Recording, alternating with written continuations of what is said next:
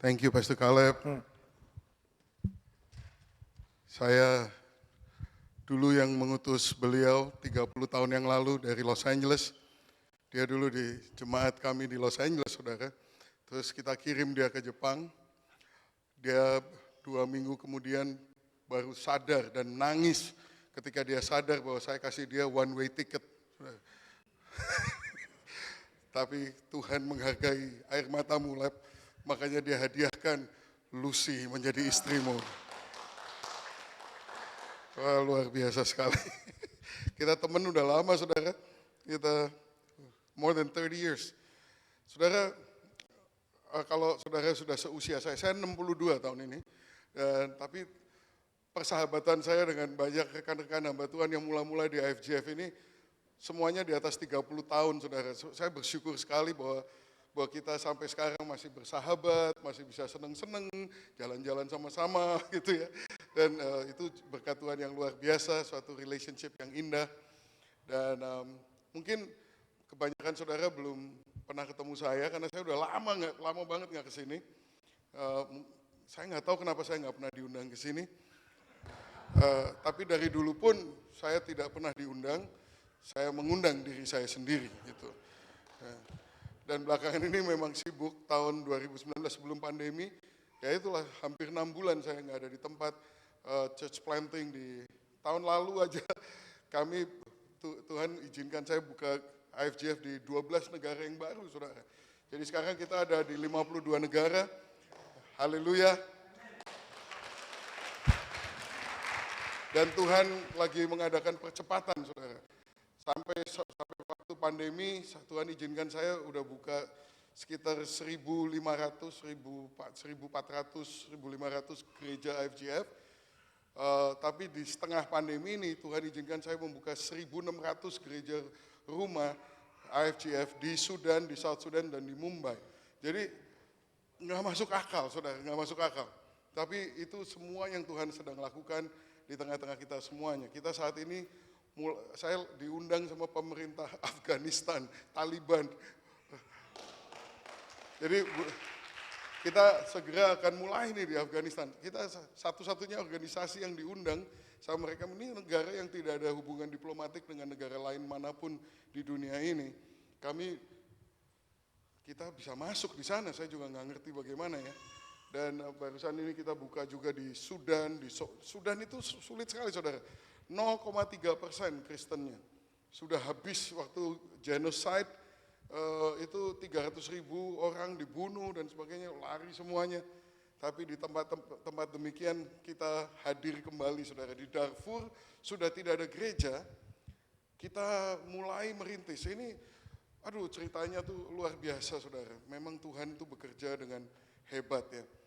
Mulainya tuh waktu itu tahun 2011, waktu begitu terjadi genocide tahun 2010, itu tahun 2011-an gitu, akhirnya mereka berhasil membuat bentuk sebuah negara yang baru. Negara yang terbaru di dunia ini adalah South Sudan. South Sudan itu tahun 2011. Kira-kira 6 bulan setelah itu saya udah ke sana, saudara. Tuhan buka jalan. Dan kita mulai church planting IFGF di sana, dan dalam waktu 4 tahun berikutnya kita berhasil membuka 17 IFGF Church di South Sudan. Tetapi waktu saya mengumpulkan pastor-pastor itu, saya dapat firman dari Tuhan, saya bernubuat bahwa kamu jangan enak-enakan dengan damai yang kamu nikmati saat ini, karena kamu lepas dari cengkeraman Sudan, bisa punya negara sendiri. Saya bilang, nggak lama lagi kalian akan, ini damai ini hanya sementara. Saya nggak tega juga sih ngomong begitu ya, tapi kalau Tuhan ngomong mau gimana ya. Saya bilang, damai ini sementara. Damai yang sesungguhnya tuh hanya di dalam Tuhan Yesus. Selama kita di dunia ini, jangan harap ada damai yang benar-benar gitu. Itu sementara doang. Misi Tuhan buat umat Kristen itu bukan untuk supaya eksistensi kita di dunia ini menjadi lebih nyaman. Tapi dia mempersiapkan kita untuk kekekalan. Dan selama kita di sini, kita diberi kesempatan untuk berkarya bagi kerajaan Tuhan yang mendampaki kekekalan bagi banyak orang lain. Jadi saya bukannya nggak suka dengan mujizat, Hari ini kita nyanyi 2 lagu tentang mujizat. Saya percaya mujizat. Saya ngalamin mujizat at least sudah 20.000, saudara. Saya sendiri ngalamin mendoakan orang buta melihat itu ada kira-kira 20-30 orang, saudara. Orang bisu bicara, orang tuli mendengar udah paling sedikit 50-an. Belum yang lain-lain, saudara. Ngalamin, tapi hampir semua di dalam konteks membuktikan bahwa Tuhan kita itu sungguh-sungguh Tuhan, terutama dalam konteks orang-orang yang belum percaya. Bukannya Tuhan gak mengasihi jemaatnya, bukan. Cuman paling gak kalau kita sudah percaya Tuhan Yesus, kalau kita mati, Paulus mengatakan, for me to live is Christ, bagiku hidup adalah Kristus, dan mati adalah apa? Keuntungan. Tapi seringkali saya sebagai pendeta, mendoain orang sakit itu kayaknya takut bener gitu kalau gak sembuh. Saya bilang, gak apa-apa, kalau gak sembuh, kamu bersama Yesus. Kok pendeta kok begitu? Saya bilang sama dia, look, ini saya punya teman baru dari Cyprus. Tahu gak dia nemu apa di sana? Kuburnya Lazarus. Rupanya Lazarus telah dibangkitkan tuh jadi misionaris, dia pergi akhirnya ke Cyprus, akhirnya dia mati di sana. Terus saya bilang gini, apa ada mujizat yang lebih spektakuler daripada Lazarus bangkit? Kan udah 3 hari mati, udah bau kan? Hebat loh itu spektakuler. Tapi sespektakulernya, habis itu dia mati juga. Jadi udahlah, jangan terlalu nanti ngamuk kalau didoakan gak sembuh. Katanya Tuhan tidak pernah mengecewakan. Ini buktinya aku kecewa. Entar lagi mati lagi. Ya sudah, jangan kecewa. Supaya nanti mati, kamu senang-senang ketemu Tuhan Yesus. Haleluya. Masa jadi orang Kristen takut mati? Mati adalah keuntungan. Amin, saudara. Kita kenal Tuhan Yesus ini bukan tujuannya supaya eksistensi kita di dunia yang sementara ini menjadi lebih nyaman, lebih itu nomor 10 lah, atau kalau nomor 20. Yang lebih penting adalah karaktermu berubah menjadi serupa dengan Yesus. Enggak, itu kesempatan yang diberikan oleh Tuhan kepada kita supaya kita mumpung masih hidup berubahlah oleh pekerjaan Roh Kudus, oleh firman yang membasuh kita berubah menjadi makin seperti Dia, supaya kita jadi kesaksian bagi orang-orang di sekitar kita bahwa Tuhan itu hidup. Amin, saudara. Kedua, sambil kita hidup di dunia ini, persiapkan, kita lihat kesempatan yang Tuhan berikan kepada kita untuk memberitakan firman Tuhan kepada orang yang belum menerima Dia, supaya kekekalan mereka itu bisa dirubah dari kekekalan yang penuh dengan siksaan menjadi kekekalan yang penuh dengan kemuliaan. Amin, saudara.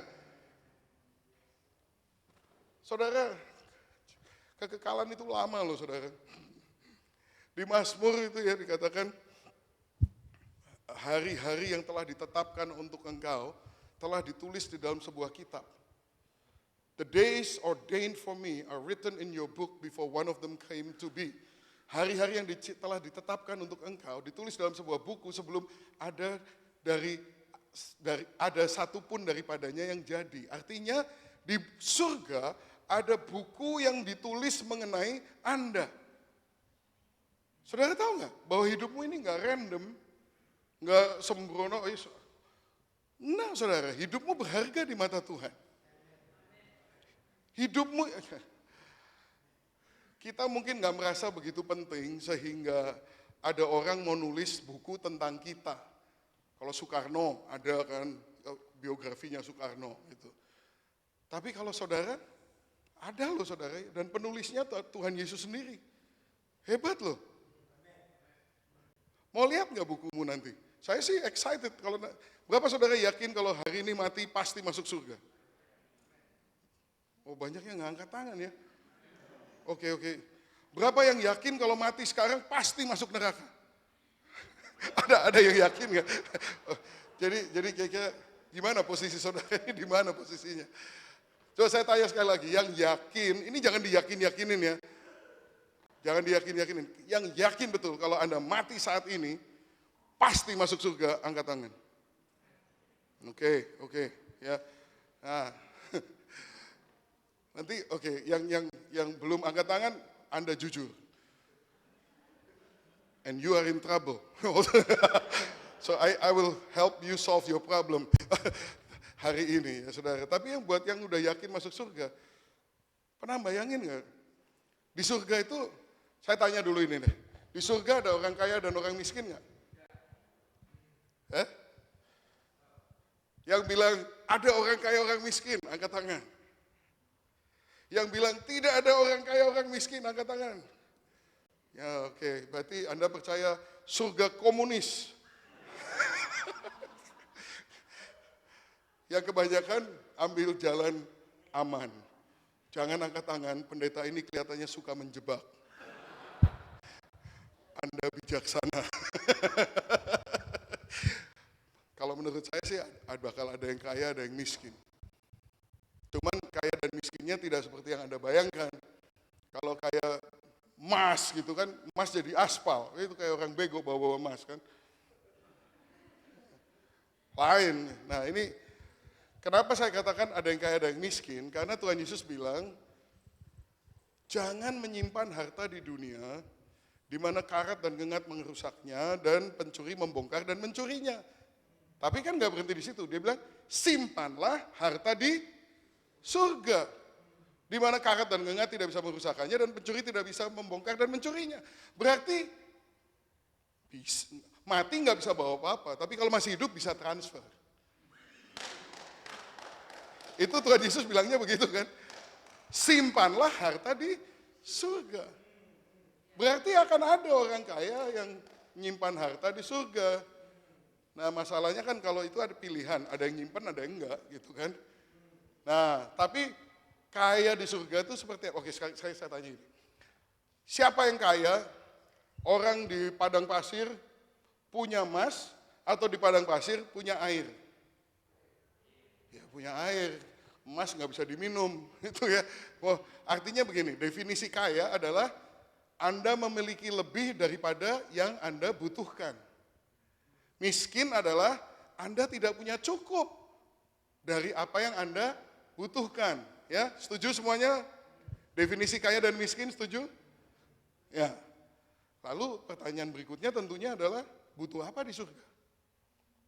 Tadi yang udah merasa pasti masuk surga, saya mau tanya, you bakal butuh apa di surga? Keselamatan udah dapat, hidup kekal udah dapat, damai sejahtera udah dapat. Butuh apa? Butuh Yesus ada di sana. Mau apa lagi? Butuh apa?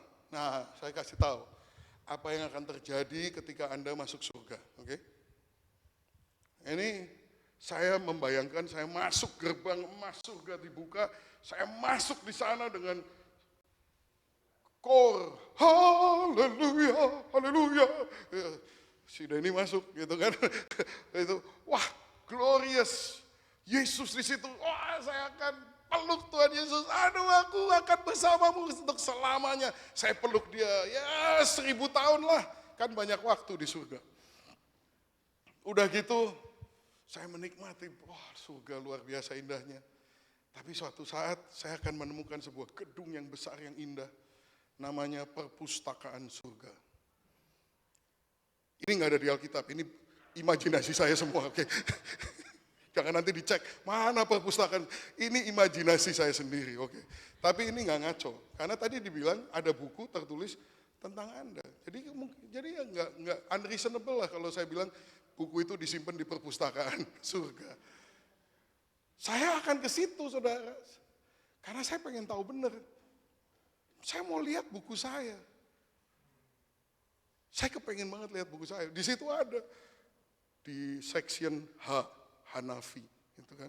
Sebelah sini ada Heri Kadir, ada juga buku lu ada juga ya.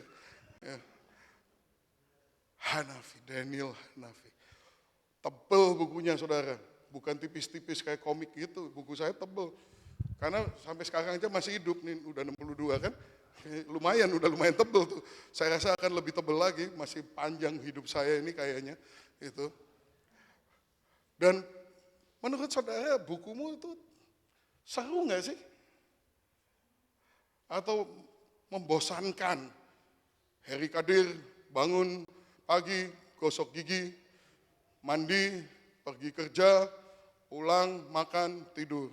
Besoknya Heri Kadir bangun pagi, gosok gigi, lupa mandi, Variasinya cuma itu, mandi, lupa mandi, lupa mandi, gitu doang. Menurut saudara, buku lu isinya apa? Menurut saya sih buku Anda tuh seru, karena yang penulisnya tuh Tuhan Yesus. Bener gak sih? Seru. Buku kalau seru itu pasti banyak bahaya, banyak ketegangan demi ketegangan, tapi yang penting ujungnya kita menang gitu kan. Saya yakin Tuhan Yesus gak bikin buku lelucon. Atau buku horor. Terakhirnya dia jatuh, tertimpa tangga, kelindes mobil. Enggak begitulah, Tuhan Yesus enggak akan menulis yang demikian. Tuhan Yesus itu menciptakan kita semua dengan sangat spesial, dengan satu tujuan yang indah. Amin saudara. So, bukumu itu keren banget pasti. Nah, waktu saya ketemu buku saya, waduh, saya akan ambil dengan gemetar dari rak buku itu. Ini yang nulis Tuhan Yesus. Berarti ada satu sore-sore mungkin atau pagi-pagi dia duduk di Taman Eden sambil nulis, minum kopi dia, Tuhan Yesus minum kopi sambil nulis buku. Dia hanya nulis tentang saya. Dia berpikir, menerawang, ini kira-kira Denny Hanafi akan berbuat apa kalau kejadian ini menimpa dia. Dan dia tulis angan-angan Tuhan Yesus, impian Tuhan Yesus, hasrat Tuhan Yesus. Dia tuangkan di dalam buku itu hasrat Yesus tentang hidup saudara. Saya pengen tahu benar tuh isinya apa. Dan waktu saya buka, tiba-tiba ada layar turun di belakang saya, layar yang besar sekali dan videonya muncul. Apa yang terjadi versus apa yang ditulis. Waktu saya buka, 16 November 1961, Denny Hanafi lahir di dunia. Wah, ada videonya. Saya pengen tahu benar karena saya nggak punya video tentang kelahiran saya. Tahun 61 belum ada video. Wah, so cute gitu ya. Mungkin. Atau so ugly, I don't know gitu ya. Bisa jadi dua-duanya. Saya buka lagi, 28 November 1980. 1981. Denny Hanafi, terima Tuhan Yesus. Saya lihat kembali, saya maju ke depan dengan tangisan terima Yesus. Terus 3 April, ini 2 April atau 3 April? 3 April 2023, Denny Hanafi khotbah di Narimasu. Terus namamu semuanya ada di buku saya. Kita ini forever linked. Kita ini terkait untuk selamanya karena namamu ada di buku saya. Dan nama saya juga sekarang jadi ada di buku kamu. Karena pada tanggal 3 April bukan kebetulan Anda ada di sini dan saya ada di sini dan saya membawakan firman Tuhan ini. Di situ ada videonya. Ini sekarang nggak ada yang kelihatan video. Ini malaikat lagi ngevideo. Dan kalau saudara-saudara yang ngantuk-ngantuk itu di Zoom. Nanti ya ditunjukin tuh Rasul Paulus, Musa, Abraham akan geleng-geleng kepala gimana sih itu orangnya. Semua. Jadi jangan sembarangan. Yang saya khawatir itu nanti suatu hari saya buka lagi. Januari 2024, Denny Hanafi di Mongolia berkhotbah 50 orang bertobat. Terus saya nengok gambarnya, loh itu kok kayaknya bukan Mongolia ya, kayaknya di rumah saya. Kenapa ya? Oh iya, nggak jadi pergi. Karena cuma 50 orang, malas. Buka lagi, Agustus 2024, Denny Hanafi di Zimbabwe, khotbah 1000 orang akan terima Tuhan Yesus. Loh, itu kok nggak di sana ya? Kenapa ya? Oh iya, ada perang, ribut-ribut, takut, nggak jadi. Ya, terus Rasul Paulus, itu teman-temannya cuma ini. Terus kalau itu terus berlangsung kan lama-lama malu juga berdiri. Karena yang nonton ini seluruh isi surga ikut nonton karena banyak waktu. Semua mau nonton, semua orang punya video. Pas dibuka begitu, waduh saya mulai malu ya. Ternyata saya tidak hidup sepadanan dengan panggilan saya. Ada ayatnya itu saudara, hiduplah berpadanan dengan panggilanmu. Panggilanmu itu dituangkan di bukumu. Mazmur 139 ayat 16. Every day ordained for me. Setiap hari yang telah ditentukan bagiku telah ditulis di dalam sebuah kitab sebelum ada satupun daripadanya yang terjadi. Mazmur 139 ayat 16. Saya nggak mau hidup sembrono karena saya punya panggilan. Anda punya panggilan. Ada buku yang ditulis tentang saudara yang disimpan di surga menunggu kehadiran saudara. Dan saya kalau setelah ini tadi kembali kepada urusan orang miskin sama orang kaya ya. Masuk surga tuh ini akan terjadi pada saudara. Hal yang pertama yang akan terjadi kepada saudara ketika saudara masuk surga, Anda akan mengerti sesuatu ini yang di sini meskipun saya terangkan, you nggak bisa ngerti sepenuhnya. Saya akan coba nih ya, tapi saya jamin Anda nggak akan ngerti. Tapi nanti begitu masuk surga, ngerti sendiri. Apakah hal itu? Saya jawab sekarang. Anda akan mengerti untuk pertama kalinya betapa dalamnya, besarnya, berlimpahnya kasih Tuhan sebenarnya kepada saudara. Saudara tahu sih, tapi nggak ngeh bener. Nanti begitu masuk surga, saudara dan saya akan terperangah. Wow, saya nggak nyangka Tuhan itu mengasihi saya jauh melebihi daripada yang saya bisa bayangkan. Hal yang kedua yang akan terjadi adalah setelah saudara menyadari Tuhan mengasihi saudara begitu besar, saudara akan dilanda rasa syukur dan terima kasih yang belum pernah saudara rasakan sebelumnya. Itu akan terjadi di surga. Semua orang masuk surga akan bersyukur, oh Tuhan terima kasih, terima kasih, terima kasih.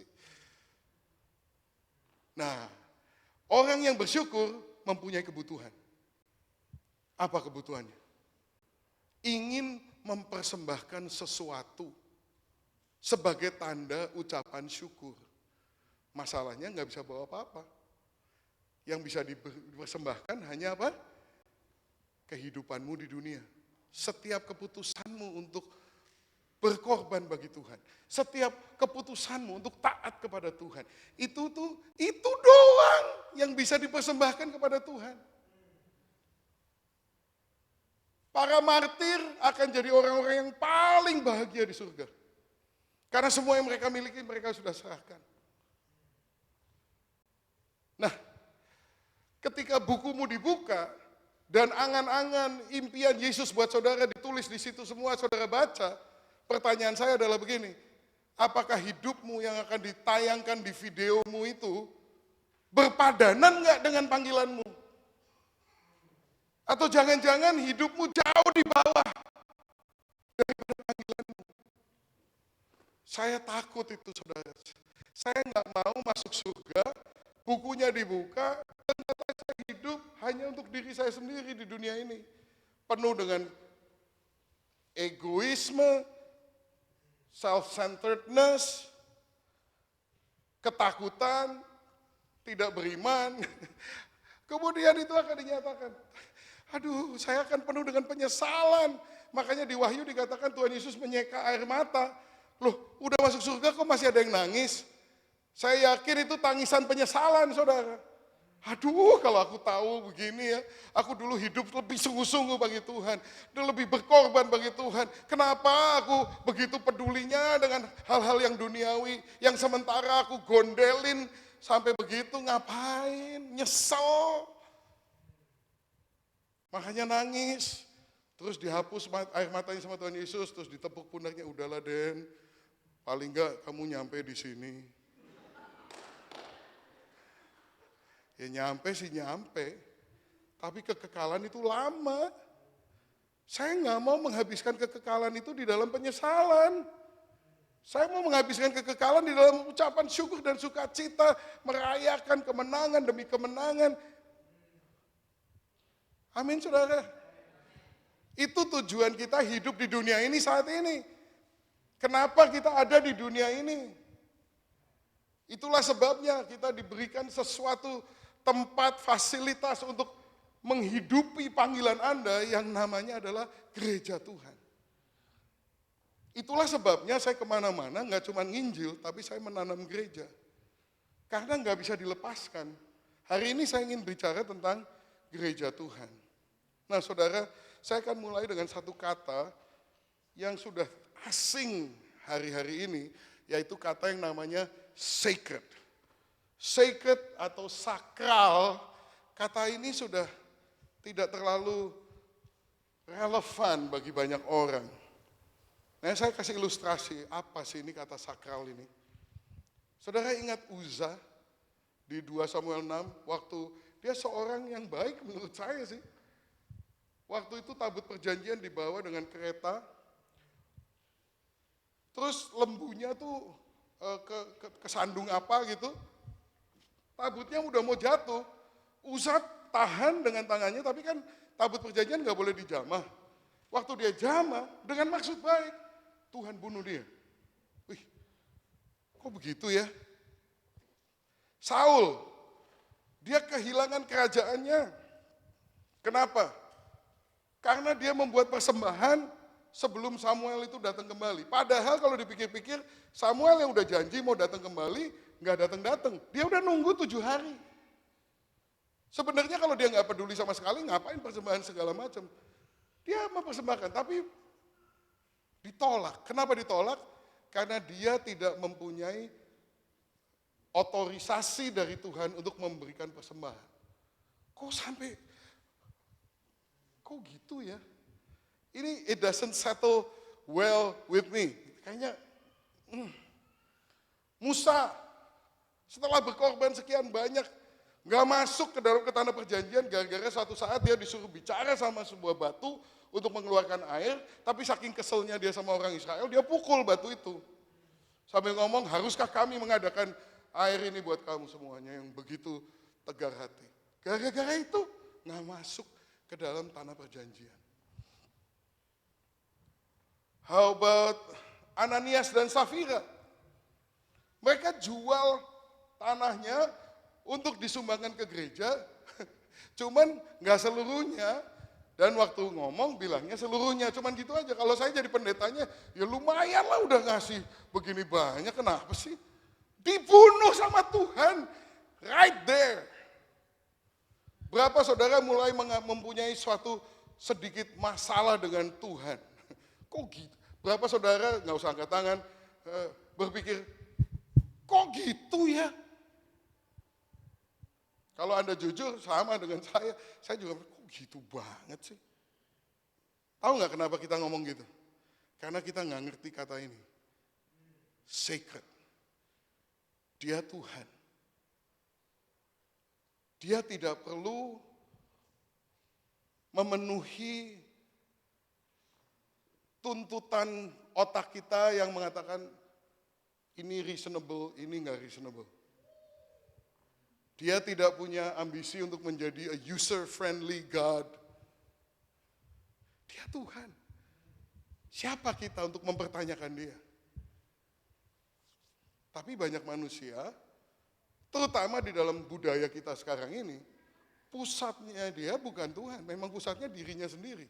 Mereka nggak mengakui, tapi sebetulnya Tuhan mereka adalah dirinya sendiri. Makanya kalau dihadapkan dengan kenyataan-kenyataan Alkitabiah seperti begini, jawaban mereka mungkin adalah, wah kalau Tuhan model gitu sih saya nggak bisa menyembah Tuhan yang model begitu. Tuhan kok begitu? Kalau kita ngomong begitu artinya apa? Siapa hakim yang tertinggi? Ya kita sendiri. Oh Tuhan model begini, tidak qualified untuk menjadi Tuhan. Berarti Tuhannya siapa? Ya kita sendiri. Betul nggak saudara?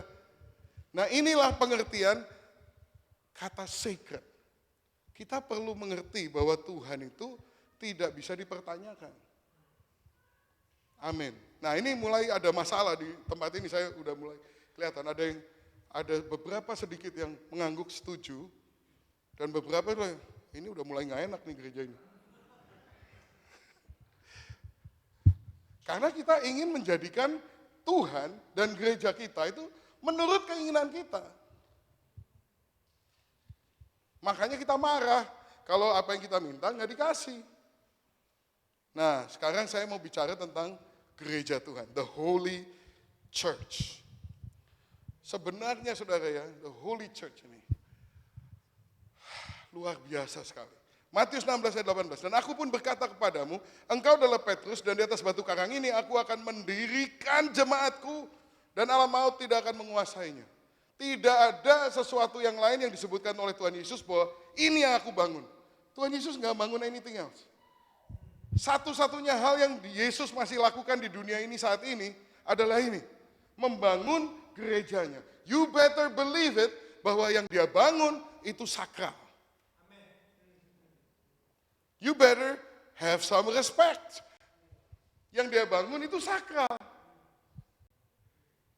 Alam maut tidak akan menang sama dia. Itu tidak ada garansi, ini tidak ada di barang lain, di sesuatu yang lain kecuali Tuhan Yesus, gerejanya. Thank you, bro. Sebenarnya ini sesuatu yang luar biasa sekali. Karena tahukah saudara bahwa Tuhan Yesus tidak hanya mati untuk diri kita masing-masing, Tuhan Yesus mati untuk gerejanya. Dia mati untuk gerejanya. Di Efesus 5 ini dikatakan, hai suami kasihlah istrimu, sebagaimana Kristus telah mengasihi jemaat dan telah menyerahkan dirinya baginya. Tuhan Yesus tuh menyerahkan dirinya bagi gerejanya. Untuk menguduskannya, sesudah ia menyucikannya dan memandikannya dengan air dan firman, supaya dengan demikian ia menempatkan jemaat di hadapan dirinya dengan cemerlang, tanpa cacat atau kerut atau yang serupa itu, tapi supaya jemaat kudus dan tidak bercela. Saudara, inilah sebabnya dia memberikan kepada kita yang namanya gereja. Kalau saudara, Tuhan itu punya visi buat hidupmu. Setelah saudara diselamatkan dari lumpur dosa, dia belum selesai, saudara. Keselamatan itu instantaneous and it's a process. Barang siapa percaya di dalam hatinya bahwa Yesus adalah Tuhan dan mengaku dengan mulutnya bahwa dia bangkit dari antara orang mati, dia akan diselamatkan. Itu namanya justification. Satu kali saudara mengatakan, aku percaya bahwa Yesus itu Tuhan. Dan saudara akui dia bangkit dari alam maut, firman Tuhan mengatakan Anda selamat. Itu namanya justification. Pembenaran. Sudah selesai belum? Sudah, kalau saudara adalah orang yang disalib di sebelah kanan, sebelahnya Tuhan Yesus itu. Hari ini engkau bersama aku di paradise, nggak perlu dibaptis, nggak perlu ke gereja, nggak perlu jadi anggota gereja, nggak perlu itu semuanya. Tapi kalau masih mau hidup, makanya saya kalau baptis orang saya tanya dulu, kamu mau langsung atau mau sanctification proses ini? Kalau mau langsung, nanti waktu dibaptis sedikit lebih lama. Bisa langsung, mati adalah keuntungan, ya kan? Nggak usah macam-macam. Tapi kalau justification itu instant. Tetapi habis itu ada yang namanya sanctification. Itu juga keselamatan. Tetaplah kerjakan keselamatanmu dengan takut dan gentar. Keselamatan itu diterima, tapi juga dikerjakan. Nanti akhirnya ada yang namanya glorification. Itulah keselamatan. Justification, pembenaran. Sanctification, pengudusan. Glorifications, dipermuliakan. Amin, saudara. Nah, untuk yang namanya sanctification ini, tidak ada cara lain. Anda harus di gereja. Nggak ada cara lain. Yesus mati buat saudara masing-masing, itu memberikan justification. Tapi sendirian, you nggak bisa mengalami yang namanya dibasuh dengan air dan firman, dikuduskan, supaya tidak ada cacat atau kerut atau yang seperti itu, dijadikan cemerlang. Itu hanya terjadi dalam proses pengudusan, sanctification, itu di dalam konteks gereja, nggak bisa sendirian. Aku menyembah Tuhan di katedral alam, di tengah-tengah pohon-pohon. Ya, nggak bisa, saudara. Harus ada orang yang menyinggung saudara, supaya saudara belajar mengampuni. You nggak bisa kalau sendirian nggak bisa. You perlu gereja untuk seseorang di gereja ini melakukan sesuatu yang salah terhadap saudara. Supaya saudara belajar mengampuni. Suatu hari saudara akan dipersembahkan di hadapan Bapa dengan cemerlang, tanpa cacat, tanpa kerut atau yang serupa itu. Itu adalah proses sanctification dari gereja. di dalam gerejanya. Makanya ini sakral. Jangan dijadikan hanya tempat di mana saudara mencari kebutuhan saudara. Aduh, gue nggak bisa bahasa Jepang, mau ketemu orang Indo di mana? Paling gampang di gereja. Tapi ya khotbah-khotbah seperti ini ya hanya ditolerir saja. Gitu. Masuk kuping kiri, keluar kuping kiri, nggak even kuping kanan, nggak lewat, teng langsung gitu. Yang penting di sini saya bisa memenuhi kebutuhan sosial saya.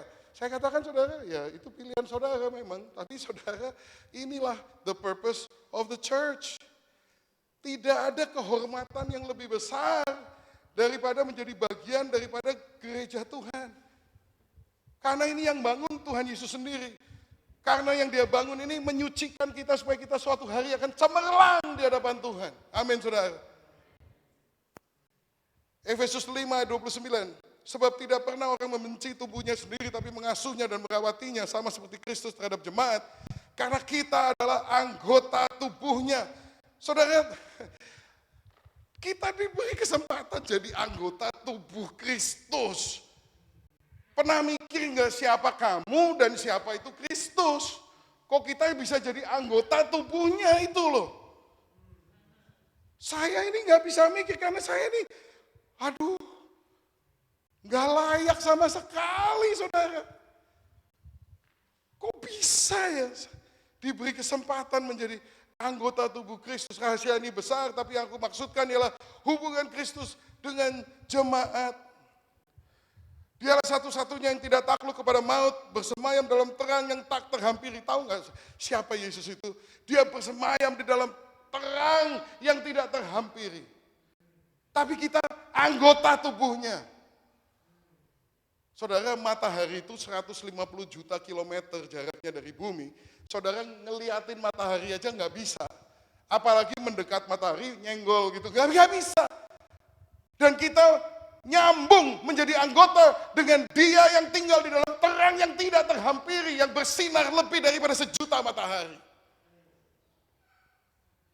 Lupa kita menghargai betapa luar biasanya kesempatan dan kehormatan yang diberikan oleh Tuhan kepada kita untuk menjadi anggota tubuhnya.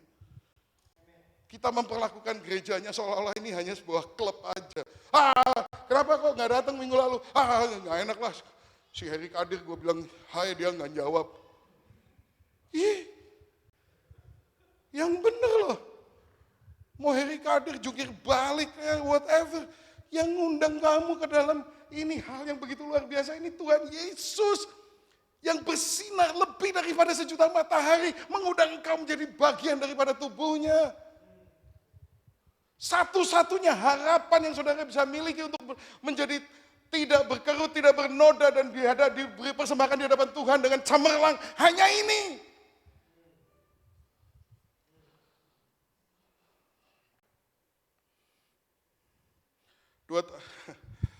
Dari dulu ya, Tuhan itu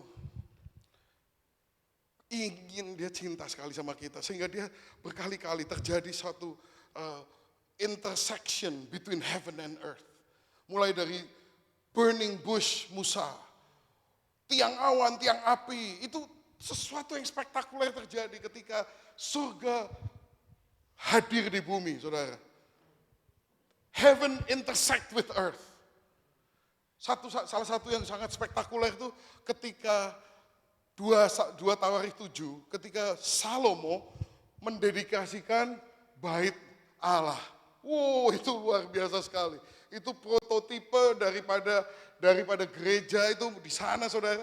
Jadi luar biasa sekali. 2 Tawarikh 7 ayat 1. Setelah Salomo mengakhiri doanya, api pun turun dari langit memakan habis korban bakaran dan korban-korban sembelihan itu. Dan kemuliaan Tuhan memenuhi rumah itu. Para iman tidak dapat memasuki rumah itu karena kemuliaan Tuhan memenuhi rumah Tuhan. Kebayang gak sih mereka mendedikasikan sebuah bait untuk Allah. Dan api turun dari surga, semua korban dihabiskan di situ. Kemudian hadirat Tuhan turun memenuhi bait Allah sampai nggak bisa berdiri, saudara. Semua orang rebah, mukanya sampai ke tanah karena begitu hebatnya hadirat Tuhan yang ada di situ. Aduh, saya pengen banget ada di sana. kalau saya punya kesempatan, nggak usah di depan, di belakang aja, sama-sama dengan semua orang yang rebah, ngelihat dari jauh, api turun ke atas bait Allah. Wah, begitu luar biasa. Mereka menyembah sebab Ia baik, bahwasanya untuk selama-lamanya kasih setianya. Tapi saudara, tahu saudara yang dikatakan di Efesus pasal 2 ayat 19. Demikianlah kamu bukan lagi orang asing dan pendatang, melainkan kawan sewarga dari orang-orang kudus dan anggota-anggota keluarga Allah yang dibangun di atas dasar para rasul dan para nabi, dengan Kristus Yesus sebagai batu penjuru. Di dalam Dia tumbuh seluruh bangunan, rapi tersusun menjadi bait Allah yang kudus di dalam Tuhan. Di dalam Dia kamu juga turut dibangunkan menjadi tempat kediaman Allah di dalam Roh. Wow, saudara, yang hebat di 2 Tawarikh 7, nggak ada apa-apanya dibandingkan di dalam Perjanjian Baru. Api turun dari surga, tapi itu ditonton dari jauh. Ketika di Kisah Rasul 2, api turun juga dari surga, bukan untuk kepada sebuah bangunan, tapi ke atas orang-orang yang menjadi murid daripada Tuhan Yesus. Karena menurut firman Tuhan ini, kitalah bangunan itu. Kita ini lebih hebat daripada di Bait Salomo. Bait Salomo itu bangunan. Tapi kita menjadi bangunan itu. Ini dikatakan, di dalam Dia kamu juga turut dibangunkan menjadi tempat kediaman Allah di dalam Roh. Dia yang bersinar lebih dari 1.000.000 matahari. Dia batu penjuru, tapi kita nyambung sama Dia sebagai batu yang hidup. Saudara, sadarkah saudara betapa hebatnya yang namanya gereja Tuhan? Betapa sakralnya, saudara. Pastor Caleb, you sacrifice a lot. 30 tahun melayani di sini, up and down. Dengan segala kesulitan, kadang gak ada duit dan sebagainya. Tapi saya mau encourage kamu. Yang kamu berikan, tidak ada tempat yang lebih berharga untuk memberikan hidup dan nyawamu. Pastor Caleb. Ini bukan tempat sembarangan.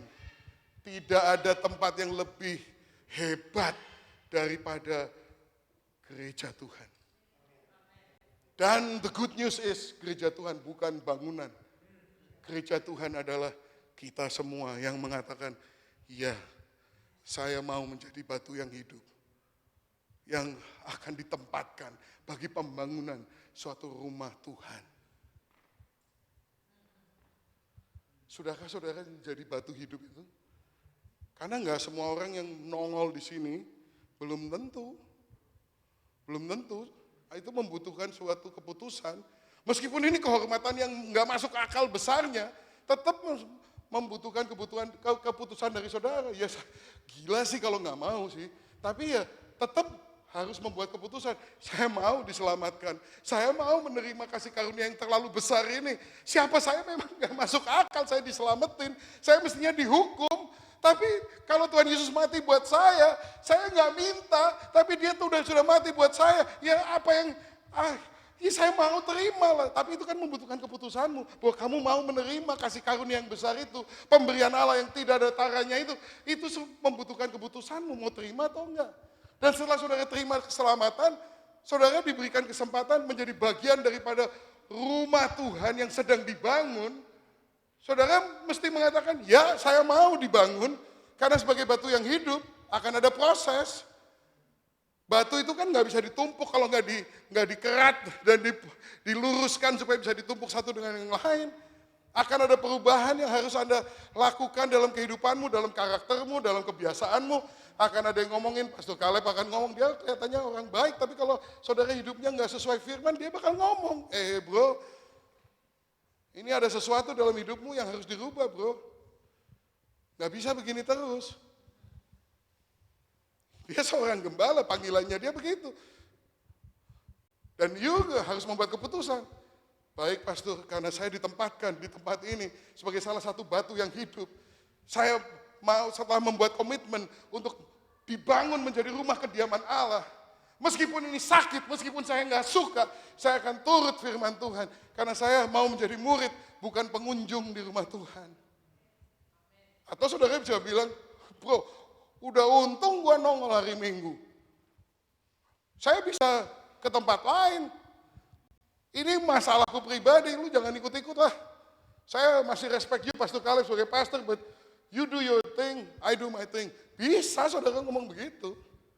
Tapi itu adalah suatu keputusan untuk mengatakan, aku bukan batu yang hidup, yang telah ditempatkan di rumah ini untuk dibangun. Aku masih batu melayang-melayang. Saudara yang dari Indonesia tahu ya, batu melayang itu jarang jadi berkat. Biasanya bikin benjol. Keputusan di tangan Anda. Nanti saudara boleh membuat keputusan ini. 1 Petrus 2 ayat 5, dan biarlah kamu juga dipergunakan sebagai batu hidup untuk pembangunan suatu rumah rohani bagi suatu imamat kudus untuk mempersembahkan persembahan rohani yang karena Yesus Kristus berkenan kepada Allah. Saya senang bahasa Indonesia ini ada kata yang bagus. Bahasa Inggrisnya nggak ada. Kata ini adalah biarlah. Itu kata biarlah itu adalah suatu consent, suatu keputusan untuk ya oke deh, gitu loh. Itu bagus ya bahasa Indonesia ya. Dan biarlah kamu juga. Artinya ya memang kamu bisa membuat keputusan yang lain. Tapi kalau saudara mau untuk apa? Dipergunakan sebagai batu hidup untuk pembangunan suatu rumah rohani. Itu membutuhkan keputusan untuk kerelaan. Merelakan diri untuk dipakai. Dipakai itu kan kadang-kadang gak enak. Enak aja lu make gue gitu kan. Tapi saudara memutuskan untuk merelakan. Aku rela untuk dipakai. Aku rela untuk dipakai. Bagi kepentingan orang lain. Karena itu membentuk karakter saya. Supaya saya menjadi anggota yang layak, lebih layak dalam pembangunan rumah bagi Tuhan. Anda rumahnya loh. Haleluya. Amin saudara. Batu yang hidup. Batu itu kalau ngambil batu kali ya. Saya itu kan seperti itu. Saya dipungut dari tempat yang berlumpur, penuh lumpur dosa. Dibasuh dengan firman, air, bersih. Tapi batunya masih benjol. Saya ini benjolnya banyak sekali. Dulu terutama. Sekarang masih juga, kalau menurut istri saya masih banyak. Tapi berkurang. Mudah-mudahan. Batu benjol, kita semua tuh sebetulnya batu benjol. Boleh katakan kiri kanan, kamu batu benjol, gitu ya. Benjolnya mana?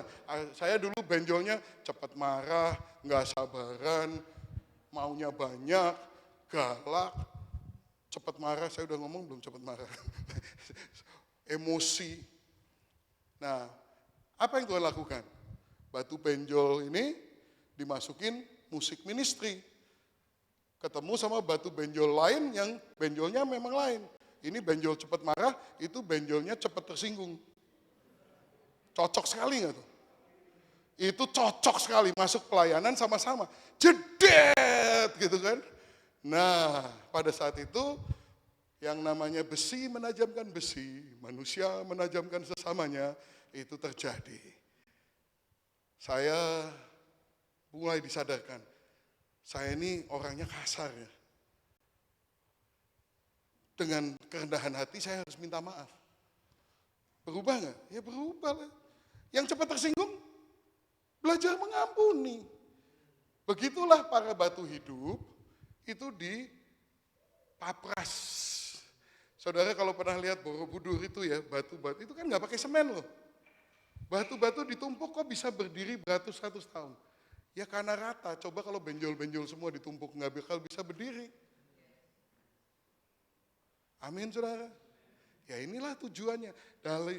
Mengatakan ya untuk mengizinkan proses ini terjadi dalam hidup saudara dengan komitmen.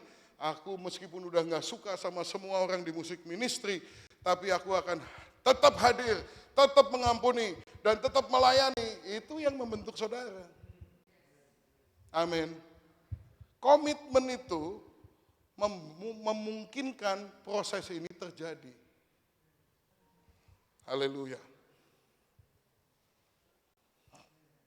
Nah, Tuhan itu mau membangun gereja tuh ya begitu saudara. Nah ini ngomong-ngomong soal COVID. Ini waktu COVID ini kan dia seluruh dunia 2 tahun itu kan gereja tutup, saudara. Saya nanya sampai Tuhan, loh kenapa sih kok kau izinkan semua gereja tutup di seluruh dunia?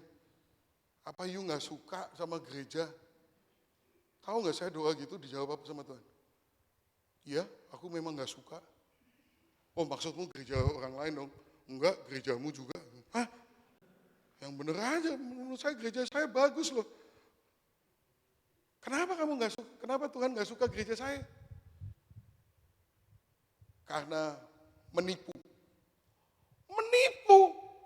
Deceitful. Maksudnya apa menipu? Yang kamu bangun itu membuat orang itu bisa datang ke gereja kamu tanpa ini semua, tanpa komitmen untuk berubah, tanpa mendoakan orang lain, tanpa menginjil, tanpa mengasihi satu dengan yang lain. Orang bisa datang dan pergi hanya menikmati kebaktian hari Minggu dan mereka bisa pulang menepuk pundak mereka sendiri dan mengatakan aku orang Kristen yang baik dan setia karena tiap minggu aku datang ke sini. Saya shock loh diomongin gitu sama Tuhan. Karena yang diinginkan Tuhan itu orderannya itu seperti apa sih sebenarnya? Apa sih yang dia mau? Dia yang membangun gereja. Pernah nggak kita bertanya sama Tuhan, Tuhan, gereja itu mestinya seperti gimana sih?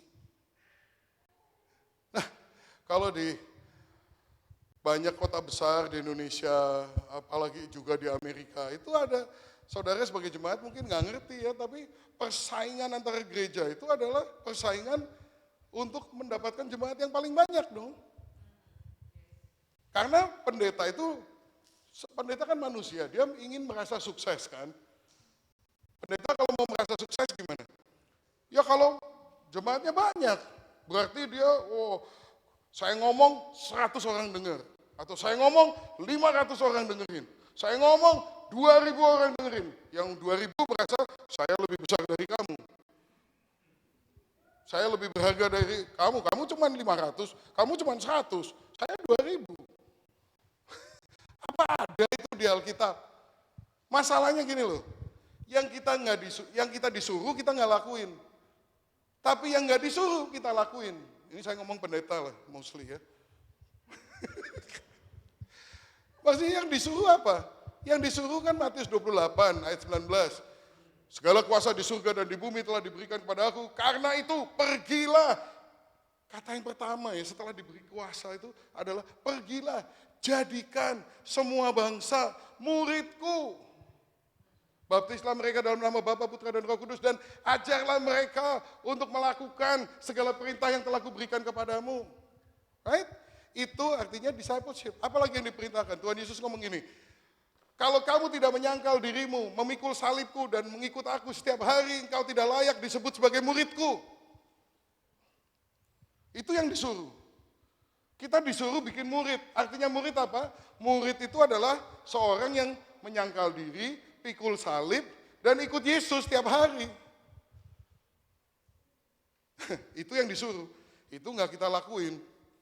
Yang kita nggak disuruh, kita lakuin. Apa yang nggak disuruh? Membangun gerejanya. Siapa yang? Coba, mana Tuhan Yesus minta kita membangun gerejanya? Nggak ada. Dia bilang, di atas batu karang ini, aku akan membangun gerejaku. Kita nggak pernah disuruh membangun gerejanya. Yang kita disuruh adalah memuridkan segala bangsa. Tapi yang disuruh nggak dilakukan. Yang nggak disuruh dilakukan. Gimana caranya membangun gereja? Dengan marketing. Kita belajar dari I.O. Gimana supaya tata ibadah ini menarik. Dengan apa lagi? Dengan customer service dong. Saya juga ngerti lah. Belajar dari restoran, hotel, TV. Masa kita nggak ngerti gitu-gitu kan? Karena kita pinter gitu kan, belajar. Oke, apa yang membuat orang suka datang? Usher, yang saya taruh di depan yang tampangnya ya menarik-menarik lah. Yang jelek-jelek suruh di belakang sana sound. Maaf ya yang sound. Itu di gereja saya, bukan di gereja kamu. Ada strategi. Pelayanan yang di belakang layar, itu siapa aja boleh. Tapi kalau yang muncul di depan harus yang tampangnya lumayan lah. Tentunya saya nggak pernah ngomong ini sama siapa-siapa. Tapi itu muncul di dalam otak saya karena kepintaran marketing dan sebagainya gitu kan, gua ngerti lah. Coba, yang dimasukin di Instagram, foto-foto kebaktian, ada nggak yang tonggos? Ditunjukin sih. Semua yang cakep-cakep dari sudut yang bagus, lighting yang bagus, ya kan? Ngaku aja, itu insting. Karena kita ini semua ngerti lah gitu-gitu. Pertanyaannya di mana itu di Alkitab? Di mana itu di Alkitab? Yang disuruh itu make disciples, one on one. Tapi saya jadi sebagai pendeta, lama dong one on one, aduh. Saya kepengen mass production. Kalau saya ngomong 100 orang, 500 orang kan efisien. Dan saya merasa sebagai orang besar. Karena ada 1000 orang yang mendengarin saya. Berasa loh saudara. Saya KKR itu kan ya sudah sampai 100.000 juga pernah gitu. Berasa habis 100.000 tuh kayaknya kayaknya jalannya aja gak kelain gitu. Minggir kamu gitu kan. Aduh. Mana itu di Alkitab? Gak ada itu semua di Alkitab.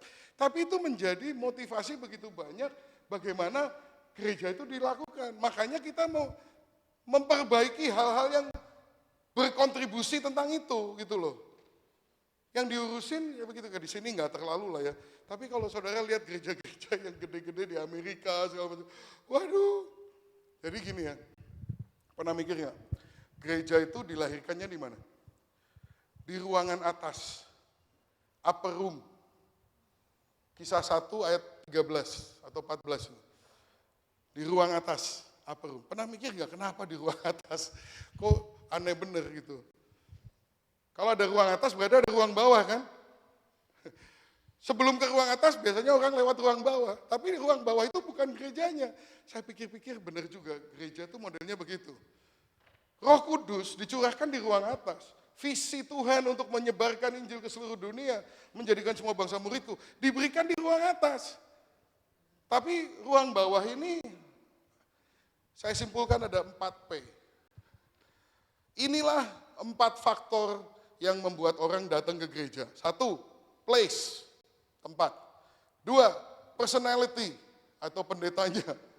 3, program.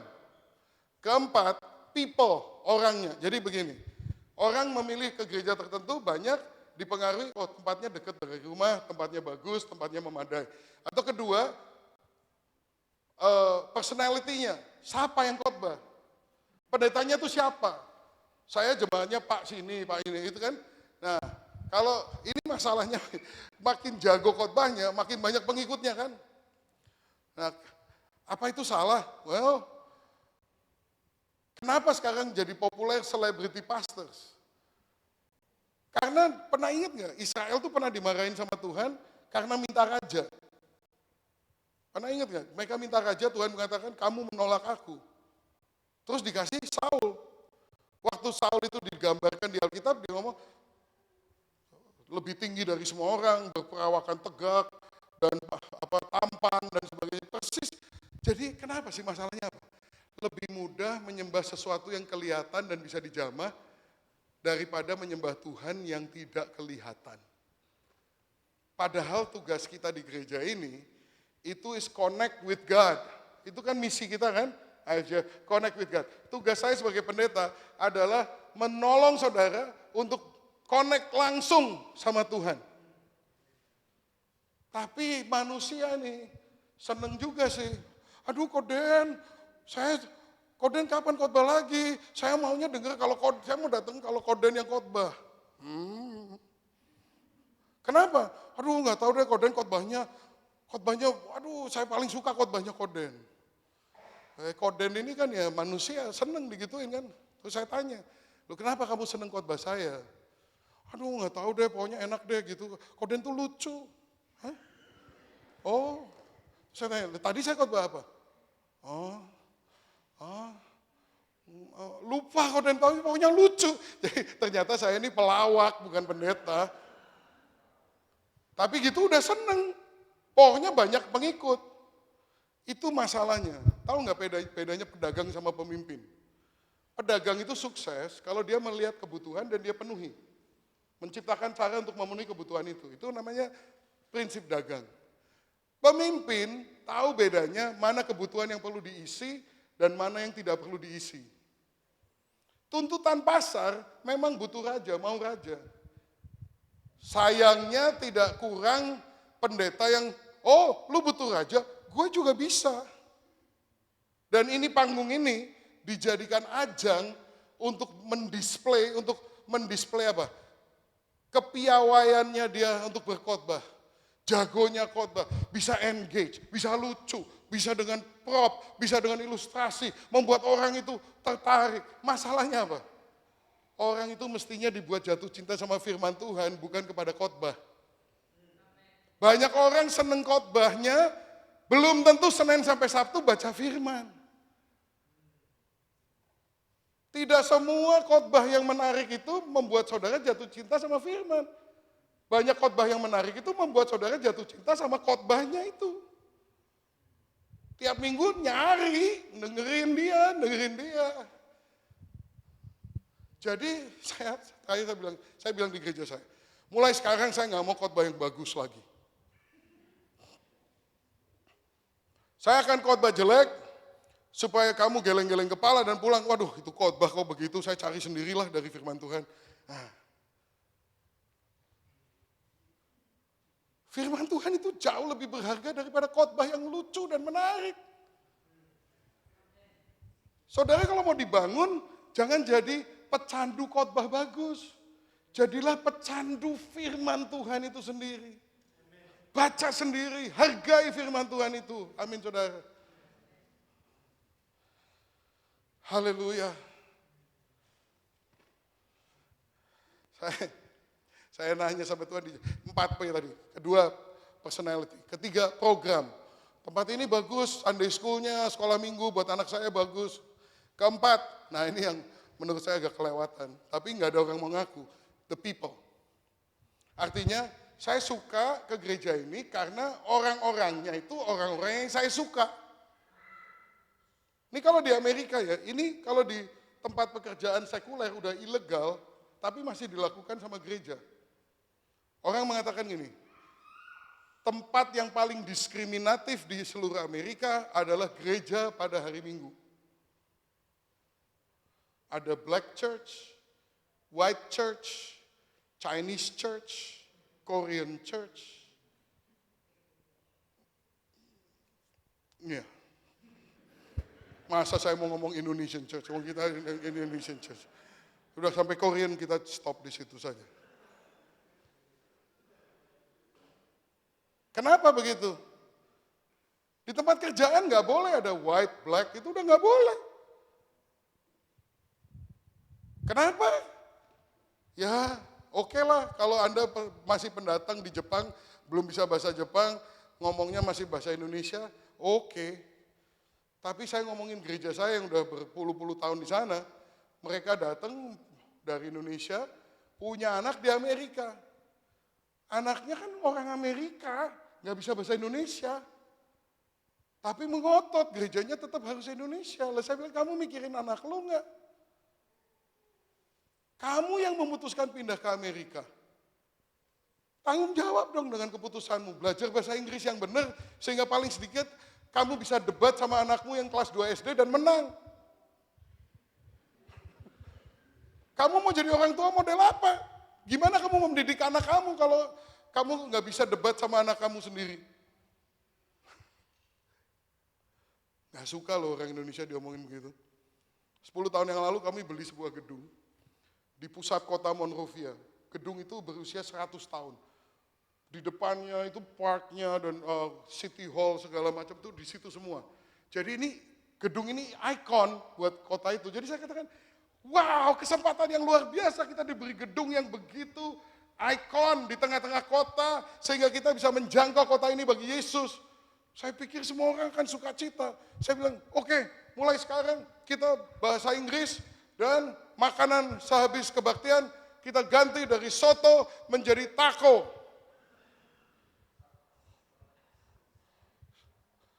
Yang berontak banyak, saudara. Loh, saya pikir, masa lu datang ke gereja untuk soto? Kamu ini nomor 1 Kristen, nomor 2 Indonesia, atau nomor 1 Indonesia, nomor 2 Kristen? Saya kasih tahu ya, panggilan saya bukan jadi pendeta Indonesia, panggilan saya pendeta, titik. Saya mau menjangkau bangsa-bangsa. Ini kita ditaruh di sini, lu lihat dong. Kalau kita pasang jam kebaktian gitu kan, 99% orang yang lewat di gedung ini, itu nggak bisa bahasa Indonesia. Dan mereka cuma lihat, oh kita tidak diterima di sini. Itu aja kesimpulannya, we are not welcome here. Nggak bisa begitu, kita harus menjauh. Tahu nggak saudara, saya kehilangan banyak jemaat. Termasuk beberapa yang dulu di sini. Nggak lu ajar dengan benar tuh. Mereka ternyata bukan murid, mereka customer. Tahu nggak saudara, beda loh. Karena di sini customer service-nya luar biasa. Waktu mereka datang dari mana gitu di Indonesia gitu sini nggak ngerti apa-apa. Wah, customer service-nya Pastor Caleb luar biasa. Dia berikan, diajakin, dia dianterin, dibeliin ini, semua diurusin. Ini pendeta yang baik, nggak kayak ini, nggak pernah ngurusin orang. Ini pendeta yang sangat baik. Tapi ya Leb, maaf ini. With great customer service, what do you get? Customers. Belum tentu murid. Karena murid itu disuruh menyangkal diri. Disuruh pikul salib. Salib itu hanya satu tujuan salib. To put you to death. Salib itu instrumen untuk kematian. Bukan instrumen untuk dapat berkat, instrumen untuk dapat mujizat. You kalau nggak punya komitmen, aku mau mematikan kedaginganku dan ikut Tuhan Yesus dibentuk menjadi jemaat yang cemerlang dan tanpa kerut, tanpa cacat dan sesuatu. Kalau saudara nggak punya komitmen begitu, you customer. Simpatisan, fans, bukan murid. Makanya begitu gue ganti soto jadi taco, ngamuk. Ngomongnya gini saudara, Pastor saya nyetir setengah jam datang ke gereja ini. Kalau you sekarang jadi gereja Amerika, ngapain saya setengah jam nyetir ke sini? Dekat rumah saya juga banyak gereja Amerika. Oh, jadi kamu ke sini bukan karena kamu menjadi murid Yesus, mau diperlengkapi supaya kamu bisa menjangkau bangsa-bangsa, tapi kamu ke sini karena ya ini komunitas Indonesiamu ini di sini yang kamu suka. Begitu saya selesai khotbah itu belum sampai keluar ke jalan, mereka ngobrol di lobi situ, ngobrolnya apa? Habis ini mau makan di mana? Habis ini mau makan di mana? Gereja itu klub, saudara. Country club. Nah, itu 4 hal ini yang menyebabkan orang datang ke gereja. Taunya gimana saudara termasuk dari salah satu 4 ini atau gimana? Cabut aja. Imajinasikan kalau ini dicabut gimana? Saudara masih nggak? Kalau tiba-tiba sekarang lebih banyak orang Jepang daripada orang Indonesia di sini dan Pastor Caleb dengan mujizat yang luar biasa dari Tuhan mulai khotbahnya bahasa Jepang, lu masih ke sini nggak?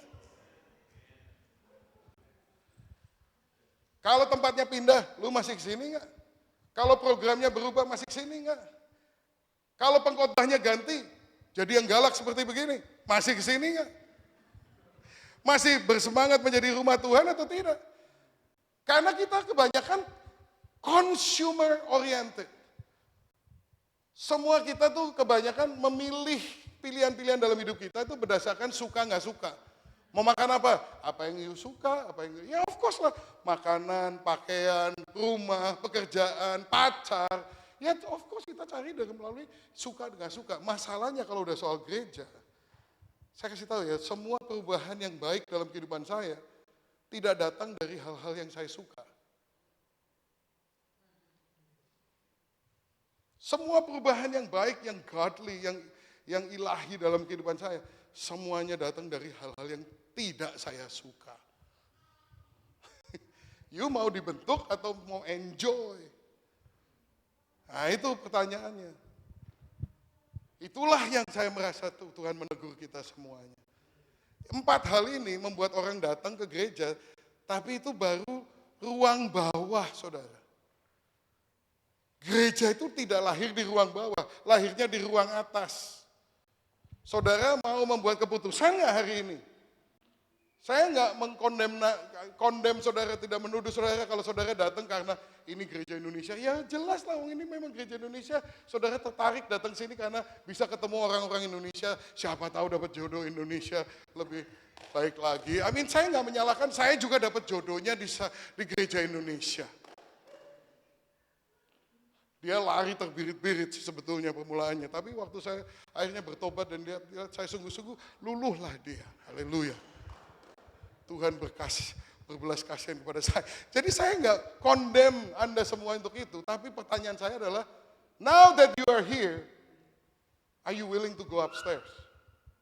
Sekarang setelah saudara ada di ruang bawah ini, mau nggak saudara naik ke ruang atas di mana Roh Kudus itu dicurahkan, panggilan itu diberikan, dan pengutusan itu terjadi? Atau saudara mau nangkring di bawah aja, usak, soto lagi apa segala macam? Itulah keputusan yang saya mau ajak saudara membuat pada hari ini. Amin saudara. Jadi bukan karena 4 hal ini, tapi karena saudara mengerti panggilan Tuhan untuk gerejanya.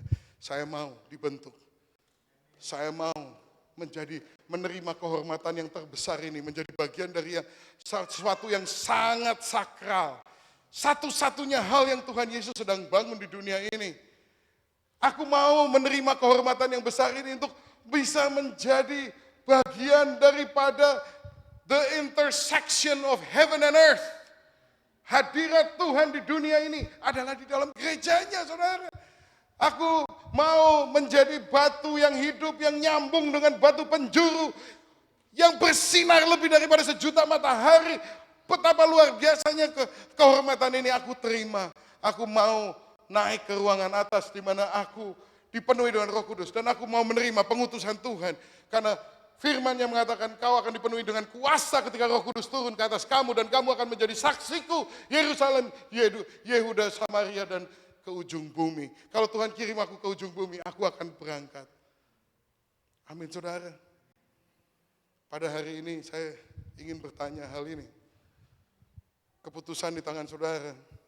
Hidupmu ini cuma 1 kali. Ibrani mengatakan kita hidup cuma 1 kali, habis itu penghakiman. Penghakiman kalau masuk surga, kalau saudara percaya Tuhan Yesus sudah datang dan mati buat saudara, saudara aman masuk surga. Masalahnya, nanti di surga you ngapain selama kekekalan? Apakah saudara akan hidup dengan kemiskinan karena saudara ingin memberikan tanda terima kasih saudara kepada Tuhan Yesus tapi nggak punya apa-apa karena hidupmu di dunia kau buang sia-sia hanya untuk hidup yang sementara, hanya untuk hidup untuk yang memuaskan hal-hal yang sementara. Diampuni, masuk surga, tapi kekekalanmu akan penuh dengan penyesalan. Atau saudara mau hidup sepenuhnya bagi kerajaan Tuhan di dunia ini. Panggilan apapun yang saudara terima, saudara lakukan.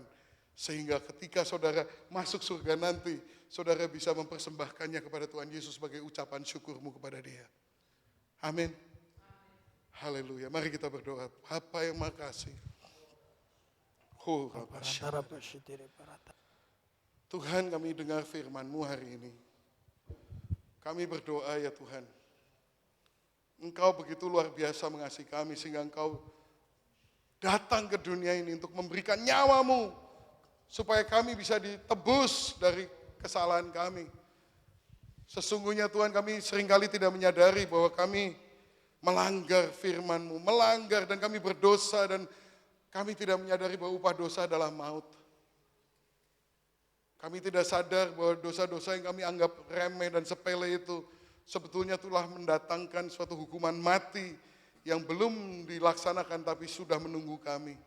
Tapi Tuhan Yesus, Engkau mati buat kami. Padahal Engkau tidak pernah berdosa dan sebetulnya Engkau nggak bisa mati. Tapi semua dosa kami ditimpakan kepada Engkau. Sehingga Engkau mati dan kami boleh menjadi kebenaran Allah. Tuhan terima kasih. Pada siang hari ini, sambil semua mata dipejamkan, saya ingin bertanya pada saudara, sudahkah saudara menerima pengampunan Tuhan Yesus dalam hidupmu? Sudahkah engkau mengatakan, ya Tuhan, aku mengaku aku berdosa dan bahwa upah dosaku adalah maut. Saya nggak sadar bahwa I'm in trouble. Kalau saya mati, saya pasti masuk neraka karena surga tidak mengizinkan satu dosa pun masuk. Saya orang berdosa, saya nggak bisa masuk surga. Tapi saat ini saya mau menerima anugerah, pemberian cuma-cuma yang sangat mahal, yaitu pengampunan dari Yesus. Saya mau mengakui bahwa hati saya percaya bahwa Yesus adalah Tuhan. Dan mulut saya mau mengakui bahwa dia bangkit hari yang ketiga, mengalahkan dosa, mengalahkan maut. Sehingga saya bisa menerima pengampunan dari dosa dan hidup yang kekal. Kalau itu saudara, kalau saudara mau menerima pengampunan ini dari Tuhan Yesus, it is as simple as saying yes. Sangat sederhana, katakan ya dengan penuh kerendahan hati bahwa aku perlu pertolongan dari Tuhan. Orang sombong gak bisa masuk surga. Orang yang merasa bisa masuk surga dengan kebaikannya sendiri gak akan masuk karena gak cukup. Tapi orang yang rendah hati yang mengatakan aku memang butuh. Aku butuh pertolongan dari Tuhan dan aku mau ditolong Tuhan. Angkat tanganmu di hadapan Tuhan. Kalau itu saudara, angkat tanganmu. Gak ada yang lihat kiri kanan, ini hanya antara engkau dengan Tuhan. Angkat tangan, katakan, ya Tuhan aku mau diselamatkan. Aku mau menerima anugerah-Mu itu. Terima kasih saya melihat tangan-tangan yang diangkat. Saya mau tantang saudara satu langkah lagi. Kalau saudara tidak malu terhadap Tuhan Yesus. Yesus gak malu ditelanjangi di kayu salib untuk mengakui engkau sebagai anaknya. Kalau engkau juga tidak malu mengakui Yesus sebagai Tuhanmu, dan engkau mau menerima kedaulatan Tuhan Yesus dalam hidupmu, bangkit berdiri. Anda yang mengangkat tangan, saya undang Anda bangkit berdiri untuk menerima pengampunan ini. Siapa lagi yang mau menerima pengampunan Tuhan Yesus? Berdiri di hadapan Tuhan. Haleluya, haleluya. Pastor Caleb, can you come forward? I want you to lead them into sinner's prayer and give them instructions. What next? Tapi nanti ada panggilan yang kedua, yaitu panggilan untuk memutuskan menjadi bagian dari rumah Tuhan. Tapi Pastor Caleb akan memimpin saudara berdoa untuk menerima keselamatan. Mari saudara yang tadi saudara tahu, saudara ingin mengalami anugerah keselamatan dari Tuhan. Anda berdiri di tempatmu.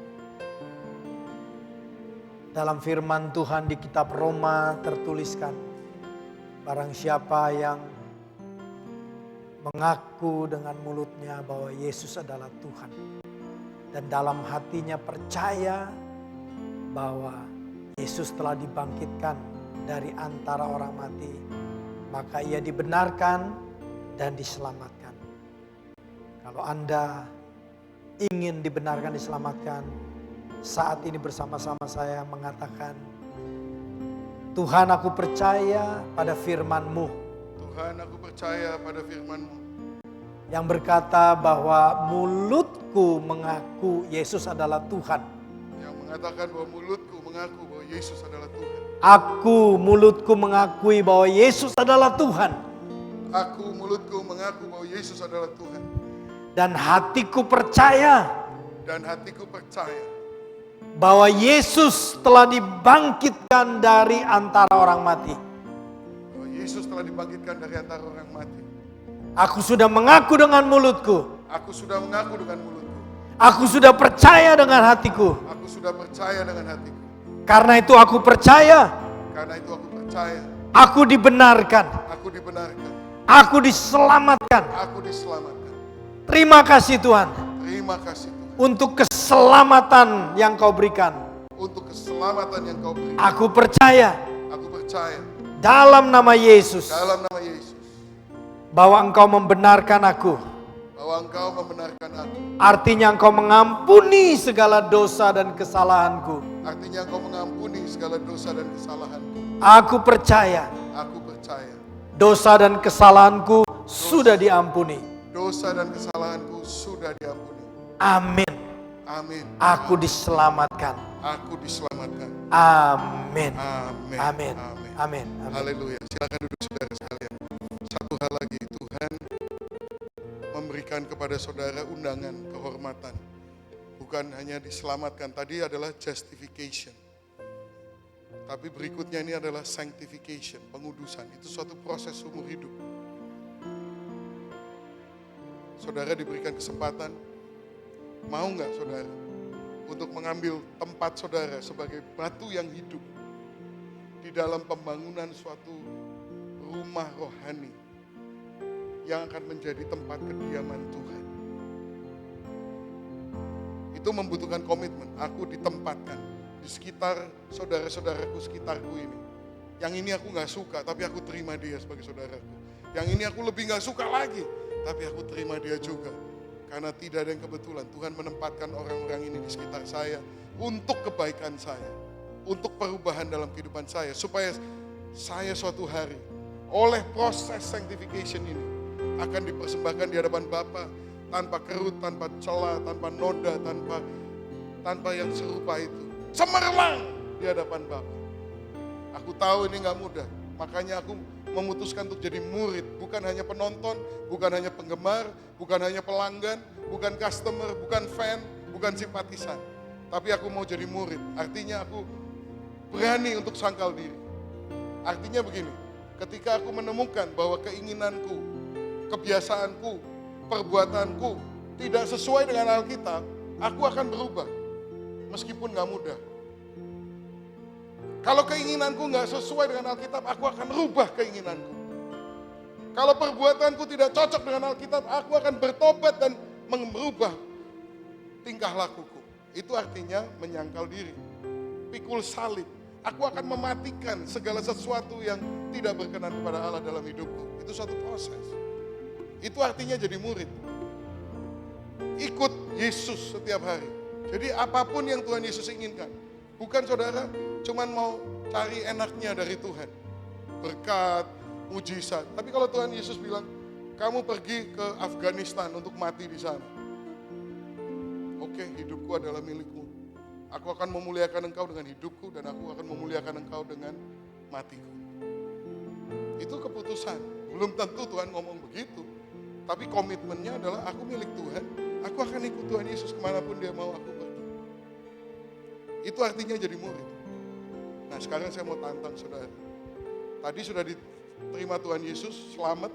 Itu adalah justification. Sekarang sanctification. Saudara mau gak untuk menjadi bagian dari rumah Tuhan, untuk dibentuk? Kalau yang mau, bangkit berdiri saat ini.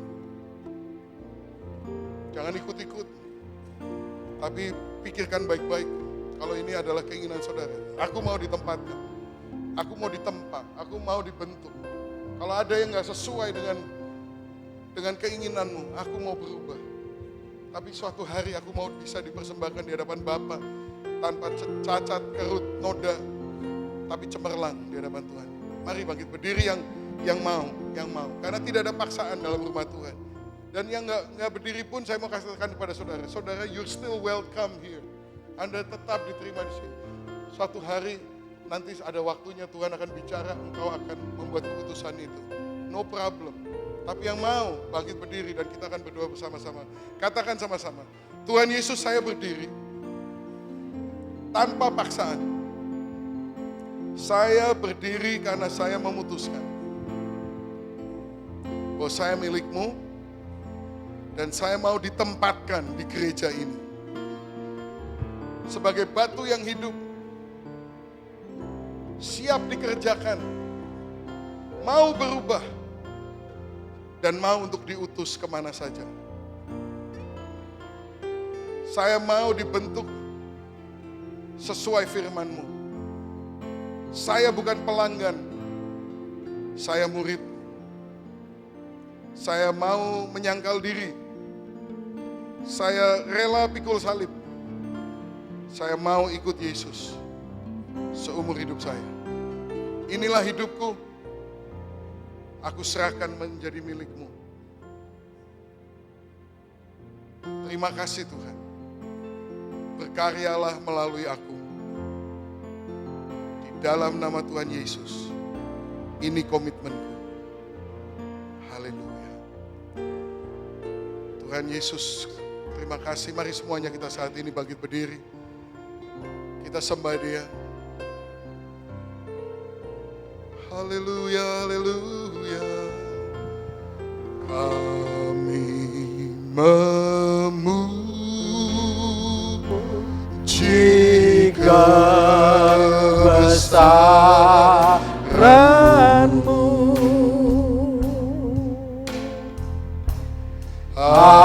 ajaib Tuhan, ajaib Tuhan, ajaib Tuhan. Kami memuji kebesaran-Mu.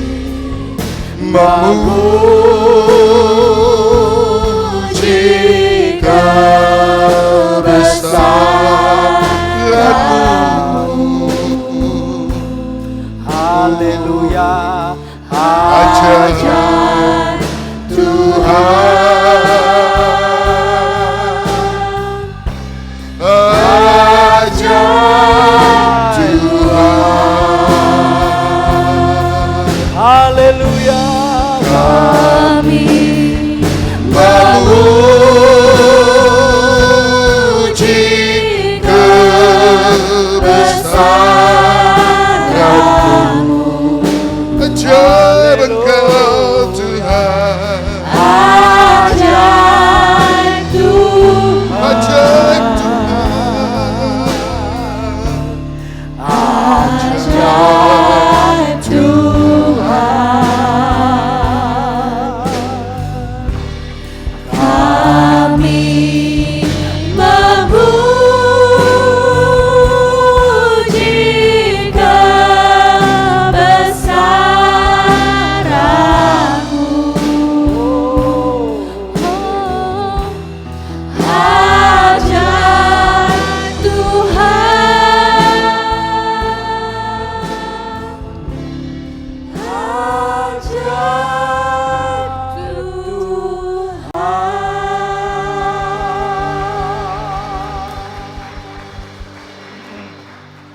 Haleluya. Tuhan terima kasih. Sebentar kami akan mengambil perjamuan kudus.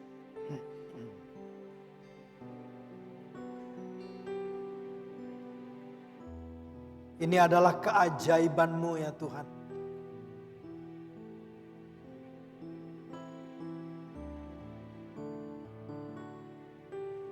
Terima kasih melalui firman yang disampaikan oleh Rasul kami. Engkau sudah mengingatkan bahwa Engkau membangun gereja-Mu.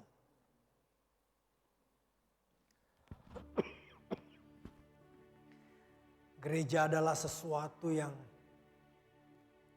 indah, sangat penting dan mulia di hadapan-Mu.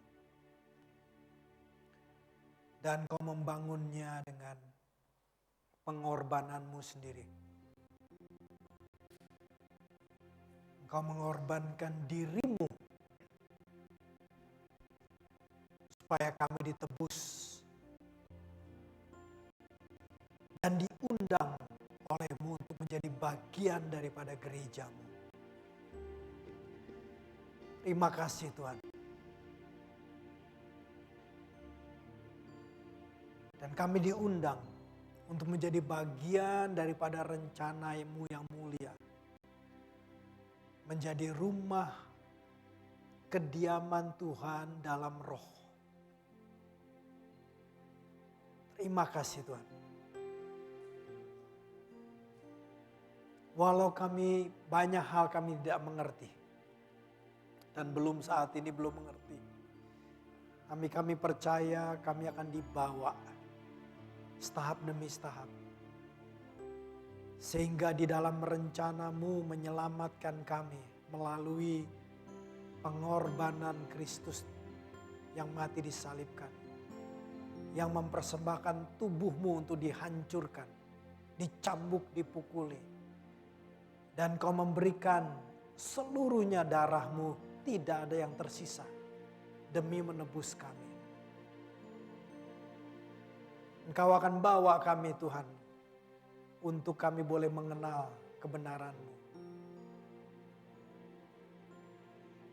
Dan sebelum perjamuan kudus ini, kami percaya Engkau membawa kami menjadi bagian daripada gereja yang Kau sedang bangun. Artinya, Engkau mau membentuk kehidupan kami seperti batu-batu yang hidup, batu yang Kau bentuk untuk tersusun menjadi rumah Tuhan. Tuhan, kami mau Tuhan, terima kasih menjadi bagian daripada rencana-Mu ini. Dan kami akan mengambil perjamuan kudus ini. Dan membuka hati kami untuk terus dibentuk oleh Engkau. Dibentuk dalam kehidupan sehari-hari.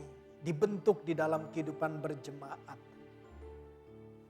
Dengan kasih karunia Tuhan, kami tidak akan lari. Kami akan memberikan diri kami dibentuk oleh Tuhan. Supaya kami boleh menjadi bagian daripada apa yang Kau sedang bangun jemaat-Mu. Terima kasih Tuhan. Ingatkan kami Tuhan. Sebagai bagian dari gereja, kami sedang dibentuk. Bukan hidup menurut kemauan kami, perasaan kami. Tapi Engkau sedang membentuk kami Tuhan. Sehingga hidup kami menjadi bagian rencana-Mu, rumah rohani-Mu, di mana Engkau berkenan untuk bersemayam. Untuk diam di sana. Terima kasih Tuhan. Terima kasih Tuhan. Kasih karunia-Mu Tuhan bekerja. Kami mau ambil perjamuan kudus ini. Kami akan terima roti yang adalah tubuh Kristus yang dipecah-pecahkan. Anggur yang adalah darah Kristus yang tercurahkan.